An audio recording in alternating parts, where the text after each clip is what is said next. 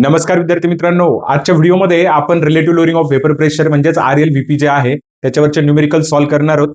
हे जे प्रॉब्लेम आहेत स्टुडंट सेम ह्याच टाईपचे प्रॉब्लेम तुम्हाला RLVP वर एक्झाम मध्ये विचारले जाऊ शकतात. त्यामुळे व्हिडिओ पूर्ण बघायचा आहे.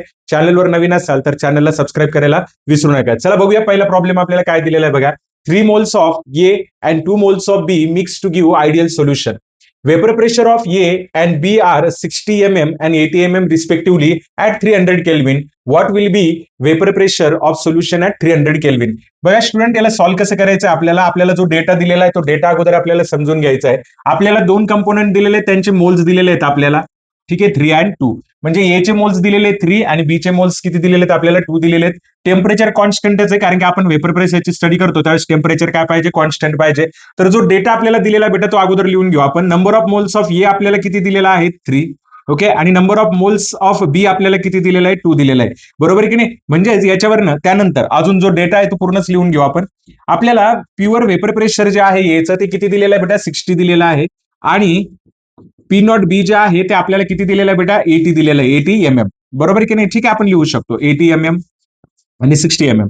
आणि आपल्याला काय विचारलंय त्यांनी प्रश्नामध्ये, पीएस काय असेल हे आपल्याला काय केलेलं आहे त्यांनी विचारलेलं आहे. बरोबर की नाही? पण अगोदर आपण काय करूया, एक्स ए आणि एक्स बी काढून घेऊया. बरोबर की नाही? सो एक्स ए काय असतं बेटा NB upon N A upon N A plus काय असेल एनबी असेल. म्हणजेच किती असेल बेटा 3/5 असेल. बरोबर की नाही? ठीक आहे. आणि एक्स बी काय असणार आहे NB upon N A plus काय असेल एन बी. म्हणजेच काय असेल बेटा 2 काय असणार आहे 5 असणार आहे. बरोबर की नाही? ठीक आहे. आता आपण काय करणार की आपल्याला काय करायचं आहे, टोटल प्रेशर कॅल्क्युलेट करायचंय. मग आपल्याला माहिती आहे पीएस इज इक्वल टू काय असतं बेटा पीए प्लस काय असेल पीबी. आणि आपल्याला हेही माहिती आहे की पीए काय असतं पी नॉट ए आणि काय असेल एक्स ए. आणि पीबी जे आहे ते काय असणार आहे पी नॉट बी आणि काय असेल एक्स बी असेल. ओके, चालेल. नेक्स्ट आपण बघूया आता काय करायचं आहे, आपल्याला पीएस कॅल्क्युलेट करायचं आहे. मग पीएस काय दिलेलं आहे आपल्याला पी नॉट ए आणि काय दिलेलं आहे एक्स ए. त्यानंतर काय घ्यायचं आपल्याला पी नॉट बी आणि काय घ्यायचं आहे एक्स बी घ्यायचं आहे. तर स्टुडंट बघा आपल्याला पी नॉट ए किती दिलेला आहे प्रॉब्लेम मध्ये, पी नॉट ए किती दिलेला आहे आपल्याला 60 दिलेलं आहे. आणि त्याचं जे मोल फ्रॅक्शन आहे ते किती असणार आहे 3 काय दिलं आपल्याला 5 प्लस पुढे काय दिलेलं आहे आपल्याला 80 दिलेलं आहे. आणि काय घेणार आपण 2 काय घेणार 5. याला जर का आपण सॉल्व्ह केलं बेटा तर किती येत आहे 36. बरोबर की नाही? ठीक आहे. आणि याला जर का आपण सॉल्व्ह केलं तर याचं किती येईल 32. आणि टोटल जर का आपण बघितली या दोघांची तर दोघांची टोटल किती येणार बेटा 66 mm. किती येणार 66 mm. या पद्धतीने हा प्रॉब्लेम आपल्याला काय करायचा आहे स्टुडंट सॉल्व्ह करायचा आहे. लक्षात घ्यायचं आहे आपल्याला की आपल्याला प्रश्न काय विचारलेला आणि दिलेलं काय.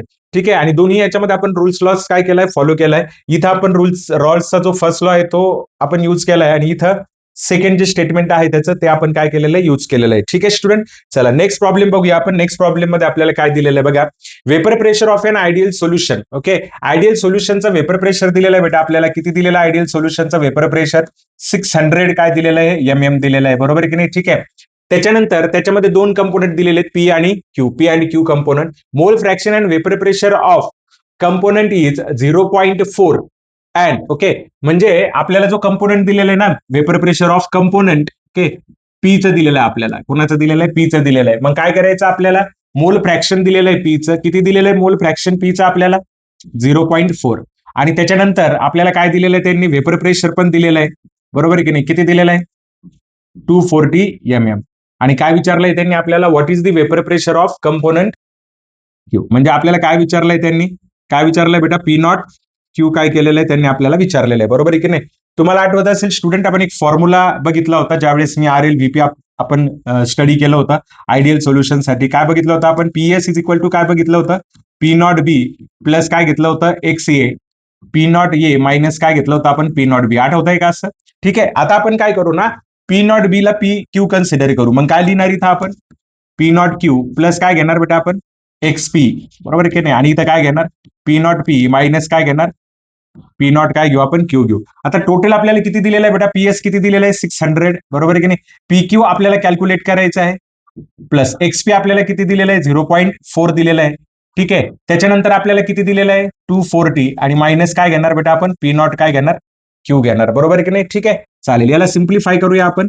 600 इज इक्वल टू काय येणार बेटा पी नॉट क्यू प्लस 240. बरोबर की नाही? म्हणजेच किती येणार इथं 96 काय येणार बेटा 96. ओके, मायनस काय येणार 0.4 काय येणार पी नॉट क्यू. बरोबर की नाही? ठीक आहे. मग काय येणार इथं 96 ला इकडे घेऊन या, काय येणार 600 मायनस काय येणार 96, बरोबर की नाही. आणि पी नॉट क्यू मधून जर का 0 पॉईंट तर म्हणजे किती उरले 0.6 काय येणार बेटा पी नॉट काय येणार क्यू येणार, बरोबर की नाही. ठीक आहे, मग सांगा 0.6 P nought Q is equal to किती येणार आता 500 आणि काय येणार 4, बरोबर की नाही. ठीक आहे, चालेल. मग आता आपल्याला काय काढायचं होतं पी नॉट क्यू काढायचा होता, बरोबर की नाही. मग P nought Q is equal to काय येणार बेटा 504 अपॉन काय येणार 0 पॉईंट किती येणार 6, किती येणार 0.6, बरोबर की नाही. ठीक आहे, सांगा मग काय करता येईल आपल्याला, कसं कॅल्क्युलेट करता येईल. आपण याला किती घेऊ शकतो डिवायडेड बाय किती घेऊ शकतो 6, बरोबर की नाही.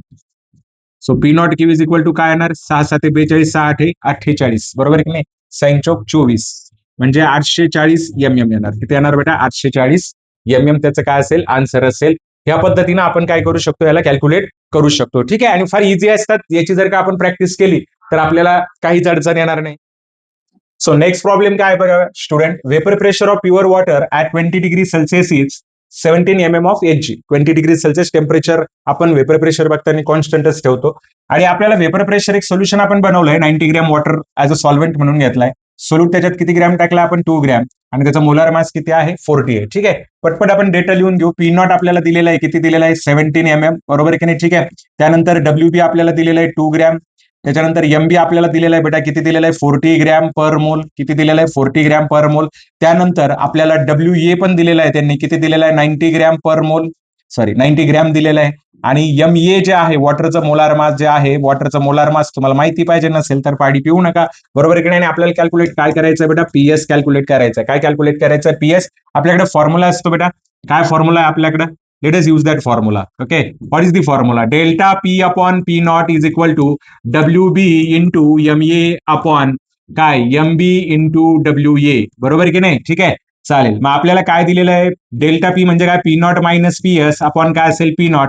डब्ल्यू बी आपल्याला दिलेलं आहे 2, मोलार मास वॉटरचं असतं 18, एम बी आपल्याला दिलेलं आहे 40 आणि डब्ल्यू ए आपल्याला दिलेलं आहे किती 90. आपल्याला हे दिलेलं आहे 17 मायनस पी एस अपॉन काय असेल 17. त्या सगळ्यांचा गुणाकार भागाकार केल्यानंतर आपल्या लक्षात येईल हे किती होतं 36 अपॉन 3600 म्हणजे 1 अपॉन काय येणार 100. मी इथं लिहू शकतो काय 1 अपॉन 100. मग काय येणार 17 minus P S is equal to 17 upon काय येणार बेटा 100 येणार. So therefore P S is equal to 17 minus 0 point किती येणार 17 means PS is equal to किती येणार बेटा 16.83 mm.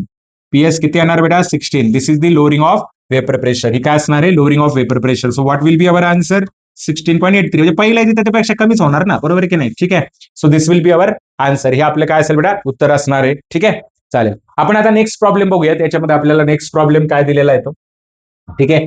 Relative lowering of vapour pressure of 5 molar aqueous solution of urea is. Okay, काय विचारलंय आपल्याला relative lowering of vapour pressure R L VP विचारलंय, R L VP. आणि ते आपल्याला माहिती आहे काय असतं आर एल व्हीपी काय असतं एक्स बी असतं. पण आता आपल्याला काय काढायचं बेटा एक्स बी तर काढावं लागेल ना, म्हणजे इथं आर एल व्हीपी नका काढू, इथं डायरेक्टली काय काढा एक्स बी काढा. आपल्याला मोलॅलिटी दिलेली स्टुडंट, काय दिलेली मोलॅलिटी किती आहे 5. त्याच्यानंतर काय दिलं आपल्याला ऍक्वियस सोल्युशन दिलंय. ऍक्वियस सोल्युशन म्हणजे सॉल्व्हेंट जो आहे तो कोण आहे वॉटर आहे आणि त्याचं मोलार मास किती असतं बेटा 18 असतं, बरोबर आहे की नाही. ठीक आहे, आणि आपण याच्यावरनं काय करू शकतो एक्स बी काढू शकतो. तुमच्या माहितीच तो काय असतं मोलॅलिटी इज इक्वल टू काय असतं एक्स बी इंटू काय असतं 1000 अपॉन 1 मायनस काय X B into molar mass of solvent. Molality आपल्याला किती दिलेली 5, बरोबर आहे की नाही. एक्स बी आपल्याला कॅल्क्युलेट करायचं आहे इंटू काय असेल 1000 divided by 1 minus X B into काय असेल 18. ओके, चला याला सॉल्व्ह करून घेऊ आपण. 5 इज इक्वल टू काय येणार 1000 काय असेल एक्स बी अपॉन 18 मायनस 18 काय येणार एक्स बी. मल्टिप्लाय करून घ्यायला काय येणार सांगा 90 minus 90 X B is equal to काय येणार 1000 काय येणार बेटा एक्स बी येणार, बरोबर आहे की नाही. ठीक आहे, मग याला जर का इकडे घेतलं आणि याला जर का इकडे घेतलं तर काय होणार. ठीक आहे, मग आपण प्लस करू शकतो, यालाच इकडे घेऊन जा. 90 इज इक्वल टू काय येणार 1090 काय येणार बेटा X B. So therefore X B is equal to 90 upon काय येणार, याला काय केलं आपण कॅन्सल केलं म्हणजेच काय येणार X B is equal to काय येणार 9 अपॉन 109. सो 0 पुन्हा एक 0 देऊ शकतो आपण, बरोबर आहे की नाही. आता किती होईल 900 म्हणजे 0.08, बरोबर आहे की नाही 0.08. 872 किती राहिले 8 120. ओके ठीक आहे 0.081. सो एक्स बी आपल्याला मिळालंय, जे एक्स बी असेल तेच काय असणार आहे, RLVP असणार आहे. So RLVP is 0.081. बघा कसा ट्विस्टिंग क्वेश्चन आहे हा.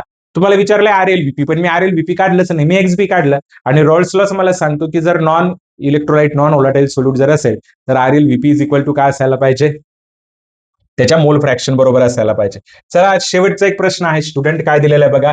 4 moles of component X, vapor pressure 54 mm and 2 moles of component Y, vapor pressure 42 mm are mixed to make a solution at 25 degrees Celsius. The vapor pressure of solution found to be 52 mm at 25 degrees Celsius. Then which of the following is correct? Okay, हे option आहेत आपल्याला find out करायचं आहे. चालेल, आपल्याला total PS दिलेला आहे त्यांनी, किती दिलेला आहे, 52 mm. ओके, हे लक्षात ठेवायचं आणि मग पुढची आपल्याला प्रोसिजर करायची आहे. ठीक आहे, चालेल. आता आपण काय करू, पीए काढू अगोदर, काय काढू, पीएक्स काढू. ठीक आहे, पीएक्स इज इक्वल टू काय असेल बेटा, पी नॉट एक्स आणि काय असेल, एक्स ऑफ एक्स, बरोबर की नाही. ठीक आहे, पी नॉट एक्स किती आहे दिलेला आपल्याला, 54. ओके, इंटू मोल फ्रॅक्शन किती येणार, 4 आणि 2 6 म्हणजे 4 बाय काय येणार, 6 येणार. 4 बाय 6 म्हणजे काय, 36, बरोबर की नाही, बरोबर ना, किती येणार याचं, 36 mm. ओके, चलो पी वाई निकालते बेटा अभी, P nought Y and X Y कितना दिया है 42 और क्या आएगा 2/6. ओके, तो कितना आएगा बेटा 14 mm. ओके, तो आप मुझे बताइए जब हम क्या करेंगे, अभी पी एक जो दिया है हमें, पी एक्स प्लस क्या करेंगे, पी वाई करेंगे, तो कितना आएगा 36 प्लस क्या आएगा 40, तो कितना आ रहा है बेटा 50 mm आ रहा है, कितना आ रहा है 50 mm, और हमें दिया कितना है 52. तो यहाँ पे आपको क्या मिल रहा है, PS is greater than P X plus क्या मिल रहा है आपको, पी वाई मिल रहा है, बराबर है कि नहीं, ज्यादा हो रहा है, ज्यादा मिल रहा है, तो मतलब कौन सा डेविएशन है बेटा, पॉजिटिव डेविएशन है. कौन सा डेविएशन है, पॉजिटिव. अब डेविएशन मिल ही रहा है मतलब नॉन आयडियली होगा. सो आन्सर क्या रहेगा, याचा आन्सर काय असणार बेटा, याचा आन्सर काय असेल, नॉन आयडियल. बघा याच्यामध्ये काय केलंय ना आपण, की जो रोल्स लॉ आहे तो यूज करण्याचा प्रयत्न केलेला आहे, बरोबर आहे की नाही. आणि आपल्याला माहिती आहे जर रोल्स लॉ जर फॉलो झाला असता, PS is equal to P X plus P Y आलं असतं, तर आपला आन्सर राहिला असता आयडियल सोल्युशन. पण आपल्याला त्यांनी दिलेलं आहे, काय दिलेलं आहे, पीएस किती दिलाय 52, आणि आपण रॉल्स लॉ प्रमाणे ज्यावेळेस हे फाइंड आउट केलं तर आपल्याला लक्षात आलं दिलेलं प्रेशर हे ऍक्च्युअल प्रेशर पेक्षा जे असायला पाहिजे त्याच्यापेक्षा काय जास्त आहे, म्हणजेच काय पॉझिटिव्ह डेव्हिएशन आहे. असे सिंपलचे प्रॉब्लेम आपल्याला एक्झाम मध्ये विचारले जातात स्टुडंट. अशाच व्हिडिओसाठी आपल्या चॅनलला तुम्हाला सबस्क्राईब करायचंय. भेटूया लगेच एका नवीन व्हिडिओमध्ये. आणि सर्वांना एक महत्वाची सूचना आहे, इनऑर्गॅनिकचे 3 जे टॉपिक आहेत, पी ब्लॉक इलेमेंट्स असेल, कोऑर्डिनेशन कंपाऊंड असेल आणि डी आणि एफ ब्लॉक इलेमेंट असेल, याचं लवकरच लाईव्ह सेशन घेऊन आपण येणार आहोत. त्यासाठी चॅनलला सबस्क्राईब करून ठेवायचंय, बेल आयकॉन दाबून ठेवायचं आहे.